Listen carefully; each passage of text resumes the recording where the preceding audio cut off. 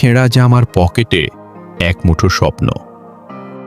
দৃশ্যটি শুরু হবে একটি জরাজীর্ণ বস্তি বা গ্রামের ভাঙা কুড়ে ঘরের সামনে থেকে।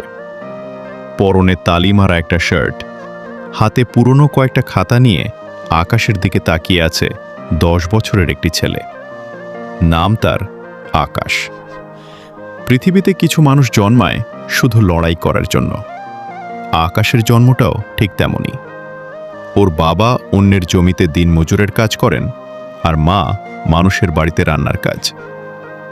নুন আনতে পান্তা ফুরায় এমন সংসারে বড় হওয়া আকাশের একমাত্র সম্পদ ছিল ওর মেধা। স্কুলে যাওয়ার পথে বড় লোকদের দামি গাড়ি আর সুন্দর ব্যাগ দেখে আকাশ মাঝে মাঝে থমকে দাঁড়াতো। ওর জুতোটা ছিঁড়ে গেছে অনেক আগে, এখন সেলাই করার জায়গাটুকুও অবশিষ্ট নেই। মা বলে, অভাব মানুষের ভাগ্য বদলাতে পারে না, কিন্তু শিক্ষা পারে। আমি কি পারবো আমাদের এই ভাগ্যটা বদলে দিতে? আকাশের পরীক্ষার সামনে রাত জেগে ল্যাম্পপোস্টের নিচে বা কুপি জ্বালিয়ে পড়ছে সে। একদিন বাবা কাজ থেকে ফিরে খুব কাঁদছিলেন। মা কাঁদছিলেন কারণ ওষুধ কেনার টাকা নেই। আকাশ দেখল ওর বাবা নিজের ওষুধ না কিনে সেই জমানো টাকা দিয়ে আকাশের জন্য একটা নতুন কলম আর জ্যামিতি বক্স নিয়ে এসেছেন।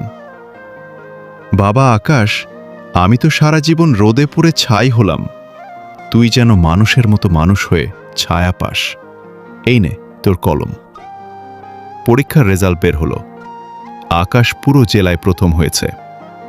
সাংবাদিকরা ওর বাড়িতে ভিড় করেছে, কিন্তু আকাশ ভিড় ঠেলে সোজা চলে গেল ওর বাবার কাছে, যে তখনও মাঠে কাজ করছিল। আকাশের চোখে জল। সে গিয়ে বাবার কাদামাখা পা দুটো জড়িয়ে ধরল। বাবা, আমি পেরেছি। এখন আর তোমাকে রোদে পুড়ে অন্যের জমিতে কাজ করতে হবে না।